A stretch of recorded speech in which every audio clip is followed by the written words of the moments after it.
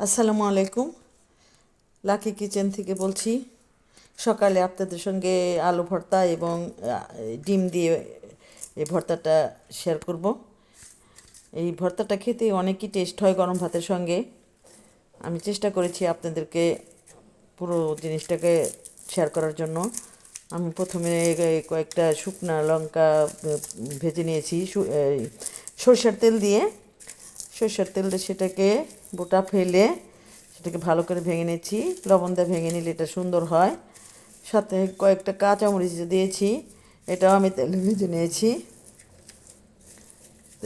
নিয়েছি এটাও।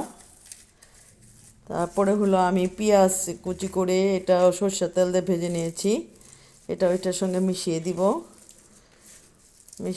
এটাও মিশিয়ে দিয়ে তারপরে আমি ডিমটাকে ভালো করে ভেঙে নিব।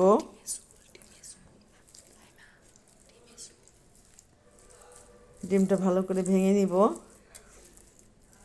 দেখতে হবে যে ডিমের কুসুমটা যেন ভালো করে আলুর সঙ্গে মিশে যায়। আমি ছোটো ছোটো করে খণ্ড করে নিতে চেষ্টা করব, তবে অতটা গুলিয়ে ফেলবো না। এখন আলুটাকে আমি হাত দিয়ে ম্যাশ করে নিব, কারণ ম্যাশার দিয়ে আলু করতে আমি পছন্দ করি না, ওটা আমার একটু বিরক্ত লাগে।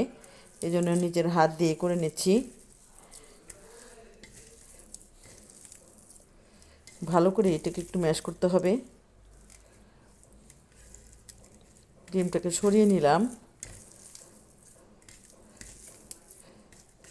আলুটা ভালো করে ম্যাশ করে নিতে হবে। আসলে বাস্তবতা অনেক কঠিন জিনিস, অনেক বাস্তব জীবনে এসে আজকে আপনাদের সঙ্গে ভিডিও শেয়ার করার জন্য শুরু করেছি। আপনাদেরকে আমার লাইফের হিস্টোরি একদিন খুব সুন্দর করে বাস্তবতাটা বলবো।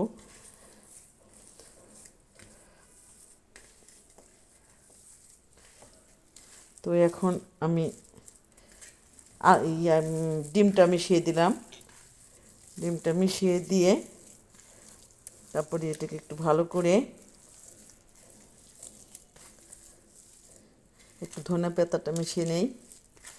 ধনে পাতাটা দিয়ে একটু ভালো করে নাড়াচাড়া করে ফেলবো। এখন আমি একটু ভালো করে মেশাবো। এই ভর্তাটা গরম ভাতের সঙ্গে অনেকটাই বেশি মজা। এই জন্য আমার খুব একটা খাওয়া হয় না। সকালে আমি ভাত খুব একটা খাই না।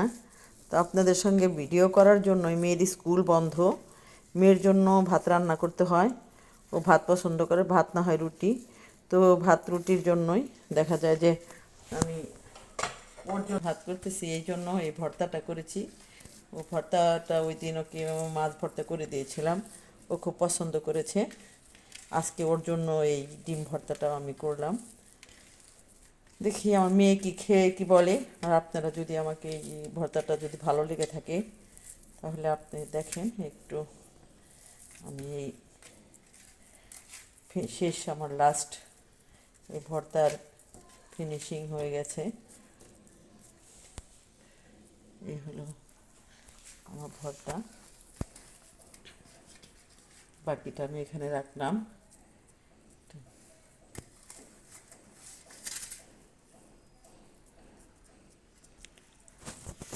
আজকে এইটুকুই। ওকে, আল্লাহ হাফেজ।